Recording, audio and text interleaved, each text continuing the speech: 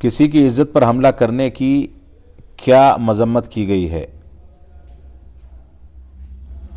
دیکھیے، عزت پر حملہ کرنے کی مختلف نوعیتیں ہو سکتی ہیں. کچھ حملے ایسے ہیں جن پر سزا سنائی گئی ہے.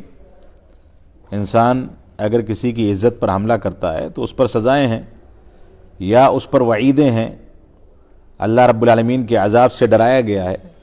تو عزت پر حملہ کرنے کی جو نوعیت ہے، اس نوعیت کے لحاظ سے اسلام نے وعید یا سزا متعین کی ہے.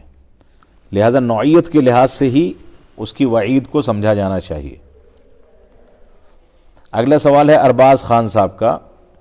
بعض لوگ کہتے ہیں سٹہ کھیلنے کا گناہ سب سے ہلکا گناہ مدر سے زنا کرنے کے برابر ہے، کیا یہ صحیح ہے؟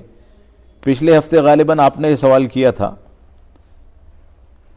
سٹہ اگر سود پر مبنی ہے، سود کی بنیاد پر ہے، تو سود کی سب سے ہلکی شکل یا سب سے ہلکا گناہ یہ ہے کہ انسان اپنی ماں سے زنا کرے. سود کی سب سے ہلکی شکل یہی ہے کہ انسان اپنے ماں سے زنا کرے. اگلا سوال ہے انیس سلفی صاحب کو ہی ہیں. کہہ رہے ہیں جس برتن میں بلی کوئی چیز کھا لے وہ پاک ہے، کہیں بلی چوہا کھا کر آئی ہو تو کیا کریں گے؟ دیکھیے، چوہا، بلی، یہ ساری کی ساری چیزیں جو ہیں ایسے جانور ہیں جو ہمارے ارد گرد گھومتے رہتے ہیں. لہٰذا ان کی کسی چیز پر اگر کسی چیز میں انہوں نے منہ ڈال دیا یا کوئی چیز کھا لی تو وہ چیز ناپاک نہیں ہوتی. لہذا انسان اسے استعمال کر سکتا ہے. یہ ایک الگ مسئلہ ہے کہ انسان کی طبیعت اس بات کو گوارا نہ کرے کہ بلی کا جھوٹا کھائے یا چوہے کی چھوئی ہوئی چیز کو وہ استعمال کرے، تو ایسی صورت میں انسان نہ استعمال کرے، لیکن وہ ناپاک نہیں ہوتی. ایک بات. دوسری بات یہ ہے کہ اگر کوئی بیماری پھیلی ہے اور اس بات کا خدشہ ہے کہ بلی کے جھوٹے سے یا چوہے کے جھوٹے سے وہ بیماری پھیل سکتی ہے، تو ایسی صورت میں نہیں کھایا جائے گا. ورنہ یہ جانور ہمارے ارد گرد رہنے والے جانور ہیں، لہذا ان کو ناپاک نہیں رکھا گیا، یہ ناپاک نہیں ہے.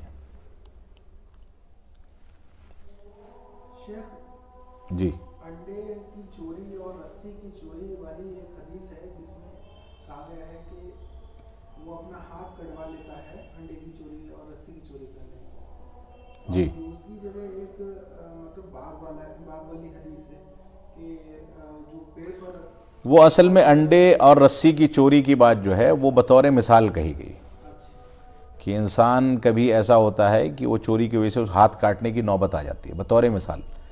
ورنہ جہاں پر یہ کہا گیا کہ باغیچے میں سے یہ چرایا اس کے بعد بھی ہاتھ نہیں کاٹا گیا، نصاب کو اگر وہ مال نہیں پہنچتا، ربع دینار اس کا نصاب رکھا گیا کہ اتنے سے کم چوری اگر ہوگی تو ہاتھ نہیں کاٹا جائے گا بلکہ کوئی دوسری سزا دی جائے گی. تو انڈا یا رسی چرانے پر اصل میں نصاب کو نہیں پہنچتا، وہ بطور مثال یا وعید کے طور پر ایسا کہا گیا ہے. یہ جو باغ میں جو پھل لگے ہوتے ہیں جی، اس کے بارے میں یہ حدیث میں آیا ہے کہ جو منہ سے کھا لیا جائے، یعنی کہ بھوکا ہو اور وہ کھا لے اگر اس میں سے، ہاں تو اس پر سزا نہیں ہے. اس میں سزا نہیں ہے. جی. اچھا، جو وہ توڑ کر جو ڈھیر لگا دیا ہے باغ کے مالک نے، اگر اس میں سے کھائے گا تو پھر اگر وہ مقدار تک پہنچ جاتی ہے ہاں تو سزا دیجیے. جی جی جی جی جی. سیکیورٹی کے تحت والی بات آ رہی ہے. اصل میں یہاں پر کیا ہے، چور کا ہاتھ کاٹنے کے لیے چوری کے جو شرائط ہیں وہ ایک تو مال اتنا ہو جو نصاب کو پہنچ گیا، یعنی چوری کی حد کو پہنچ گیا. دوسری بات یہ کہ وہ مال محفوظ مقام پر رکھا گیا ہے، محفوظ مقام سے جا کر کے انسان نے اٹھایا ہے تو اس کا ہاتھ کاٹا جائے گا.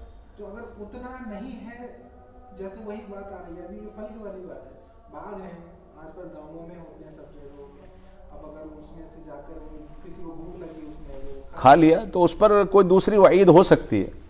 یعنی اس چیز کو روکنے کے لیے اگر مالک راضی نہیں ہے کہ کوئی اس کے پھل میں سے کھائے، تھوڑے سے گرے ہوئے پھل، تو اس چیز کو روکنے کے لیے کوئی تھوڑی بہت ہلکی پھلکی تنبیہ کوئی قاضی جو ہے وہ متعین کر سکتا ہے کہ ایسا آدمی کوئی پکڑا گیا تو اس کے ساتھ ایسا ہوگا، اتنا جرمانہ لگ جائے گا، یا ایک روز کے لیے اس کی تشہیر کی جائے گی کہ ایسا کرتا ہے، یہ جو بھی صورت ہو. تو البتہ اسے کیا چوری کہا جائے گا؟